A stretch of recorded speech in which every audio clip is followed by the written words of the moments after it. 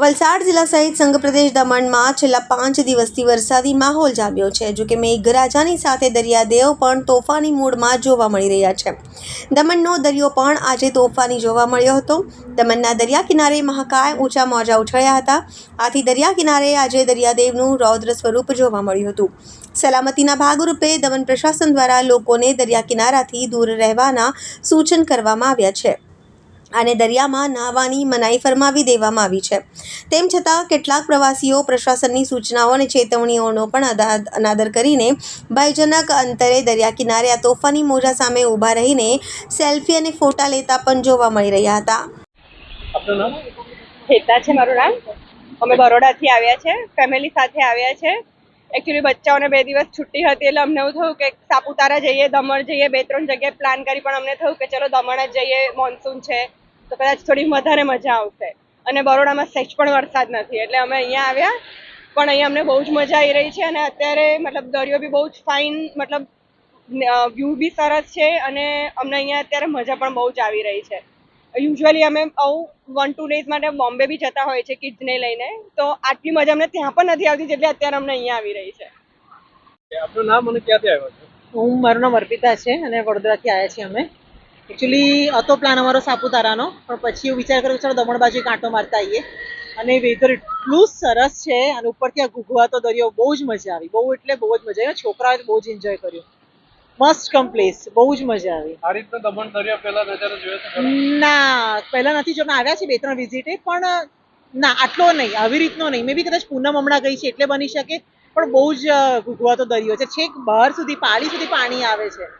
બરોડામાં ખૂબ ગરમી છે, અહીંયા આગળ ઓહો, બહુ જ ગરમી છે બરોડામાં. હજી સુધી તો વરસાદ એક જ વાર ઝાપટું નાનું સરખું પડ્યું છે. બહુ એટલો વરસાદ છે નહીં હમણાં, એટલે અમને તો અહીંયા આવીને જાણે જન્નત જેવી ફિલિંગ આવે છે. મજા આવે.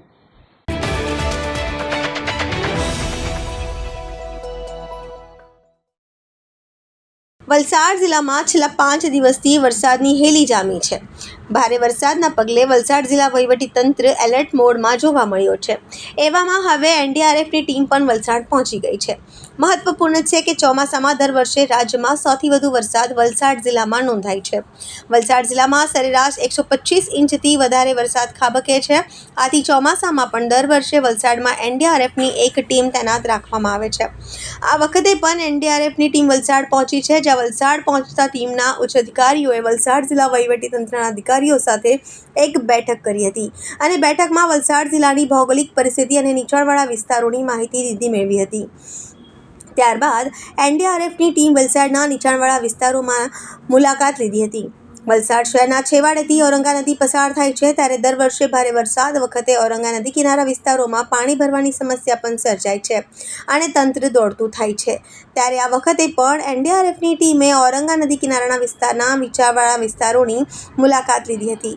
વલસાડ પહોંચેલી એનડીઆરએફની ટીમ પાસે પૂર કે પાણીમાંથી બચાવ માટેના તમામ આધુનિક સાધન સરંજામથી સજ્જ છે અને કોઈ પણ પરિસ્થિતિને પહોંચી વળવા માટે વલસાડ जिला पहुंचेली एनडीआरएफ टीम सज्ज है। सर, मेरा नाम इंस्पेक्टर विजय कुमार है और मैं 6वीं वाहिनी राष्ट्रीय आपदा मोचन बल बड़ौदा से आया हूं और दिनांक 1/7/2026 को यानी बीते कल state emergency operation centre Ahmedabad के द्वारा हमारे बटालियन को बताया गया कि एक टीम की वलसाड़ में आवश्यकता है और उसके बताने के उपरांत फिर हमारे टीम को यहाँ पे नियुक्त करने के लिए बताया गया और हम लोग जैसे आदेश मिला हम लोग यहाँ पे चले आए और आकर के अभी हम लोग फिलहाल अभी बस अभी डीएम सर से मिले, आरएसी सर से मिले और बाकी कुछ वार्तालाप हुई इसमें कि अगर किसी भी प्रकार की अगर कुछ घटनाएं दुर्भाग्यपूर्ण अगर होती है तो उसके लिए हमारी पूरी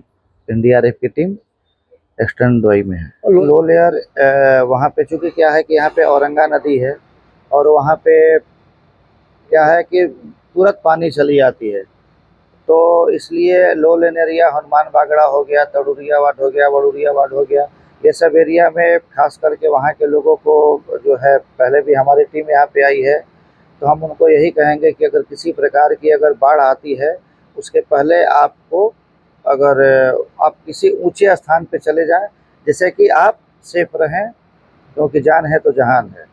अब तो सर आईएमडी के द्वारा तो अभी 2-3 दिन तक आशा है और बाकी फिर जैसे हमको ज़्यादा सूचना मिलती है हम आपके संपर्क में। सर हमारे पास जैसे आप देखेंगे तो हमारे पास फ्लड के लिए हमारे पास बोट है, OBM है, लाइफ बॉय है और लाइफ जैकेट है और भी सारे हमारे इक्विपमेंट्स हैं जो कि अगर किसी प्रकार की अगर फ्लड आती है तो उसके लिए हम लोग तैनात हैं। अगर किसी प्रकार का अगर फ्लड के दौरान बिल्डिंग वगैरह कोलैप्स हो जाता है तो उसके लिए भी हमारे पास स्पेशल इक्विपमेंट हैं, जैसे कि चैनसा हो गया, RR हो, इस टाइप का अगर इक्विपमेंट है उससे हम लोग किसी प्रकार की अगर आपदा आती है तो हम फंसे हुए लोगों को आसानी से निकाल सकते हैं।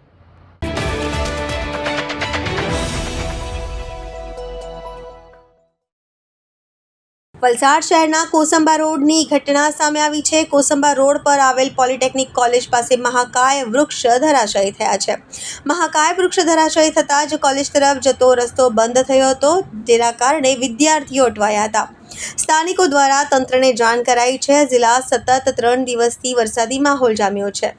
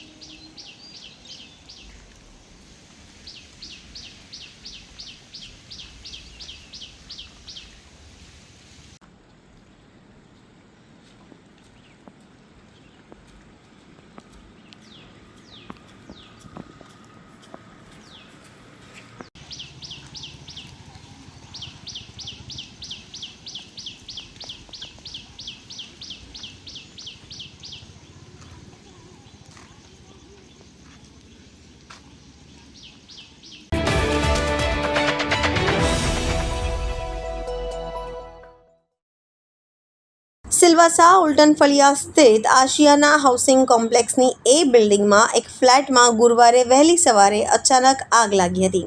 ઘટનાની જાણ થતાં જ ફાયર બ્રિગેડની ટીમ તાત્કાલિક સ્થળ પર પહોંચીને ભારે જહેમત બાદ આગ પર કાબૂ મેળવ્યો હતો. જોકે ફ્લેટમાં રાખેલો તમામ સામાન આગની ઝપેટમાં આવી જતાં ભારે નુકસાન થયું છે.